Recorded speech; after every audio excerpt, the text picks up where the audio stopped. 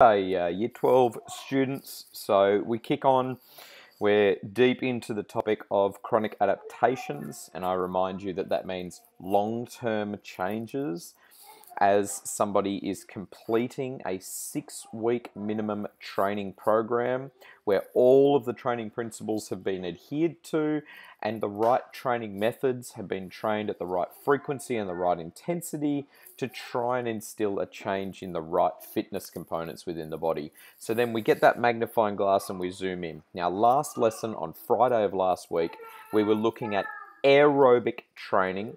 And within the aerobic training, we were looking at the changes within the cardiovascular system, in particular the heart itself. And that's as far as we got. Now remember that there are changes that occur in the cardiovascular, the respiratory, and the muscular systems. The changes also occur different depending on whether you do aerobic or anaerobic training methods. So if we go straight to our set of notes here, I'm kicking off from where we left off last time, which is page 347 of our textbook. And as we went through the left ventricle itself, both in size and in strength, because the wall increases in strength capacity, changes. Now, after we've finished discussing the heart, we now need to move on to the blood vessels. Just a reminder to you that when we refer to blood vessels, we're talking about all of these pathways for blood to travel in the body. We're talking about arteries, veins, and capillaries. Remember, arteries, these red ones that pump blood out of the heart and take them towards skeletal muscles. When they get there, the capillaries are these fine little blood vessels that have 1-cell thick walls so that oxygen and carbon dioxide can be exchanged through gaseous diffusion. And then veins are these ones here that have these walls inside them, these little dividers that only allow blood flow in one direction as well, but they use that muscle pump action to squeeze them. And what we can do here is we can actually use this tool to have a look inside a blood vessel. This in particular is its vein, and you can't see around that corner in there where that wall would be. Here's one of those walls right here where my mouse is, so that the blood can get through, and then those walls would close, which would allow blood flow only in the direction towards where you are looking now. So let's get back into this. If we are completing aerobic training, there's a couple of things that take place, and you've probably seen this word now and thought, what is myocardium? Myocardium is a reminder that the heart itself is a muscle, and the myocardium is the wall that divides the left and right sides of the chambers of the heart, and it also requires oxygen because the heart is a muscle when the heart wants to contract over and over and over. And so the heart is a muscle. We also have skeletal muscles, things like our quadriceps, our calf, our hamstrings, our glutes, etc. And essentially what happens to these blood vessels is that the capillaries, those small ones that allow for the exchange of oxygen and carbon dioxide, they increase in both number and in size with long-term aerobic-based training. So you can already see what the benefits would be of that, being able to extract the heat, being able to deliver more oxygen, both to the heart itself and to the skeletal working muscles. So if we look at these graphs here, the untrained males have an increase in their muscle fiber diameter. However, endurance-trained males also can have an increase in the muscle fiber diameter. So regardless of whether you are somebody who has large or small, there can still be an increase. The other thing that we can look at here is that the number of capillaries will also continue to increase around each of the fibers. Now, when we look here at the different fiber types, we know that slow twitch and fast twitch A both require oxygen and can use oxygen. So untrained male athletes and trained male athletes, just in this instance, but it's the same within females, there is a major jump in the change of the number of capillaries at each fiber. So not only is the muscle fiber increasing here, so the number of capillaries will increase, but the total number of capillaries at each fiber will also increase. This means that we can also tell that more oxygen will be able to get into the muscles during exercise. One of the things that we need to think about, though, is that while the number of capillaries itself and the size of them are increasing, therefore more oxygen is able to get to the muscles, more carbon dioxide is able to get out of those muscles. This will change blood flow because at rest and during that submaximal exercise, the blood flow will not have to be as high because there's more site for oxygen to be able to be extracted into the muscle. So what that actually means is that if we can keep our blood flowing to those muscles at a lower rate, it's not putting as much stress on the heart, and we're still able to receive the oxygen that the muscles require to be sustaining aerobic exercise. So this is one of the reasons why we're able to run or exercise at a lower heart rate when we are a trained athlete. This also does mean, though, that during maximal exercise, when we do increase our heart rate, and because we have a higher stroke volume, similar to what we spoke about last lesson with the changes in the heart, during maximal exercise, there will be a higher redistribution of blood flow to the working muscles, and therefore an even higher delivery of oxygen and extraction of carbon dioxide from the muscles as the body is going through the aerobic energy system. So hopefully you can understand that during rest and submaximal, the body won't have to redistribute as much blood there, therefore it can be decreased. However, during maximal exercise, the body is capable of distributing more blood to that area and increase the actual oxygen uptake as well. This next section here, that's a little bit of a hidden part if you're not reading carefully, is talking about fats. Now, when I say fats, I'm not just talking about the fats food type that we use to give long energy sustained low exercise intensity. I'm talking about the stored fats within the body, in particular the lipoproteins. And so we've got two types of lipoproteins. We've got low density, which is LDL, and high density, which is HDL. In a nutshell, LDL is bad, HDL is good. The LDL are the ones that store as plaque on the inside of blood vessel walls and restrict blood flow. And HDL is a positive lipoprotein because it actually bonds with some LDL and pushes it away from the plaque wall. So if we have a way of increasing the HDL while decreasing the LDL, that's a priority in the body. And aerobic exercise actually can reduce LDL and increase HDL because the body gets better trained at this. Therefore, any damages causing narrowing in those blood vessels, etc., can actually be withered away. This can also mean that the liver's getting a little bit of a workout because the liver can take some of this plaque and actually synthesize it and get rid of it within the body, which is a fantastic mechanism inside the body. So that's the end of blood vessels. So just in summary for the blood vessels, okay, we've got capillarization, the number of capillaries and the size of capillaries both at the heart, so the myocardium muscle, and at the skeletal muscles will increase in number and increase in size. And we also have redistribution of blood flow, so at rest and submaximal it decreases, and at maximal exercise it increases blood flow to working muscles.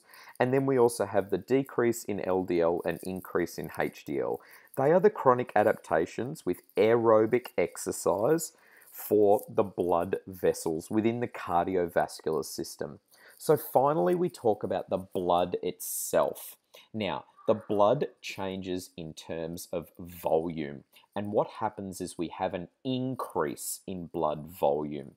When we have an increase in blood volume, there's two major items here. Number one, the overall volume, so the plasma increases. And number two, the number of red blood cells increases. What does this mean?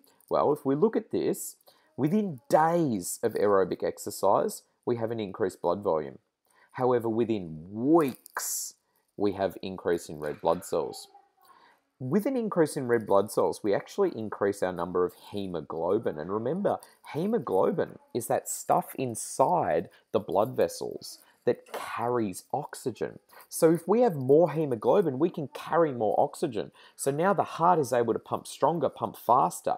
The heart is able to redistribute more blood flow to the working muscles. At the working muscles, we have an increase in capillarization, and the blood amount has increased and the hemoglobin has increased. So even more oxygen is able to be delivered to the muscles. Therefore, a more efficient aerobic energy system can take place.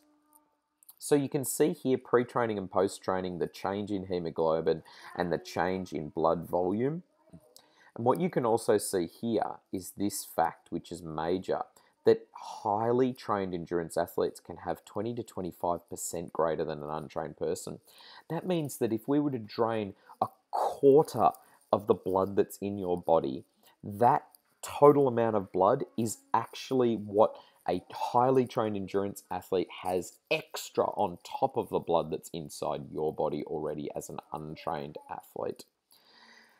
Now, there's again some real hidden little gems of information inside this bottom of page 349 here, all talking about the lactate inflection point.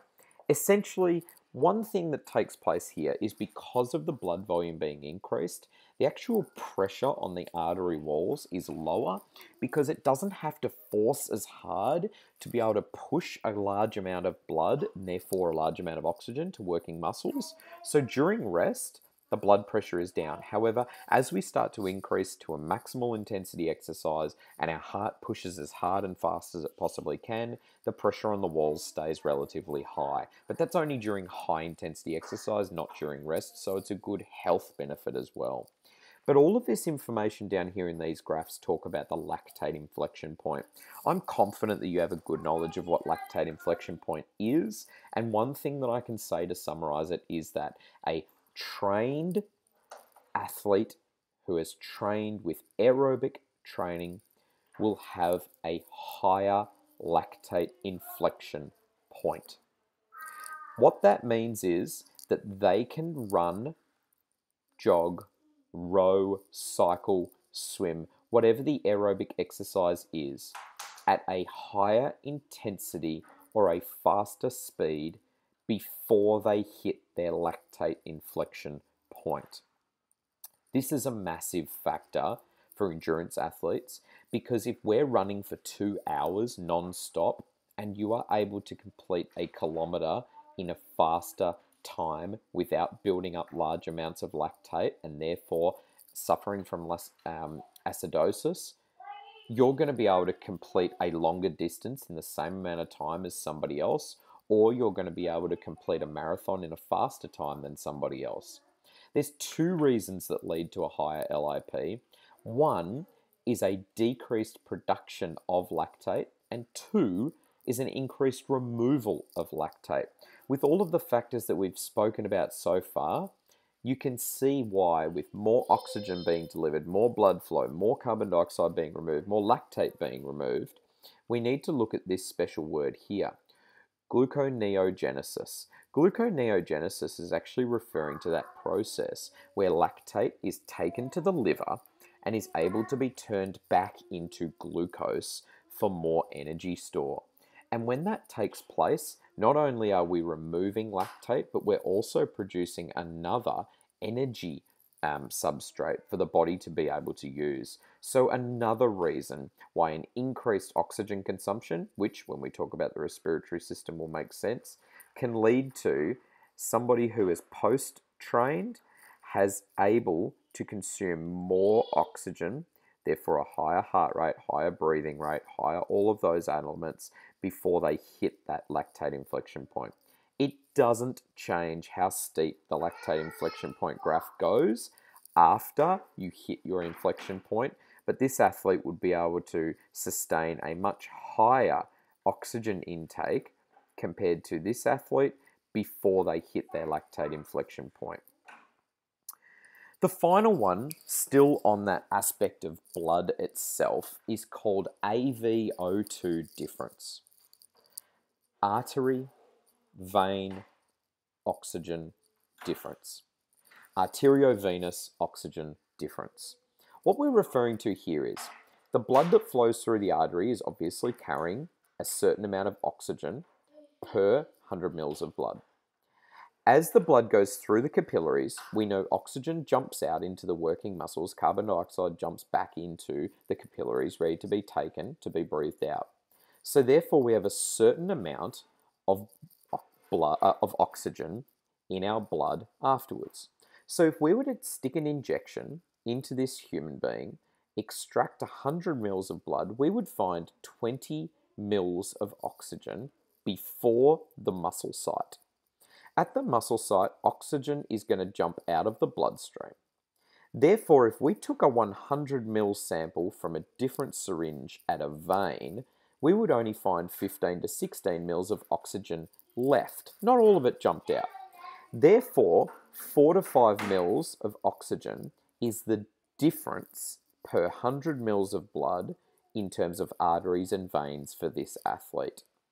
Now, this is somebody who is untrained. And then this is somebody who completes an aerobic training program. And if we stuck a syringe again to find arterial blood of 100 mils, there would still be 20 mils of oxygen in there. And then if we stuck a syringe into the veins to find the venous blood, 100 mils of that venous blood, we would find now that there's only 2 mils of oxygen left in that 100 mils. What does that mean? We now have 18 mils of oxygen being able to jump out of the capillaries and into the working muscles. Therefore, a trained athlete has a higher AVO2 difference compared to an untrained athlete. That means that the amount of oxygen in the artery blood compared to the vein blood has a higher difference. And that means that this athlete is able to sustain aerobic exercise for longer. So if somebody trains aerobically and hits all the training principles, you now have all the information of what would happen to their body in the cardiovascular system in an effective 6-week minimum training program. Now, for each athlete, the amount of change, depending on how well trained they are before, depending on the intensities in which they worked at, and depending on how well they stuck to their program, will be different from athlete to athlete. But these are the ideas of chronic adaptations that do take place, that is the reason why we can see an increase in performance from endurance athletes with aerobic training.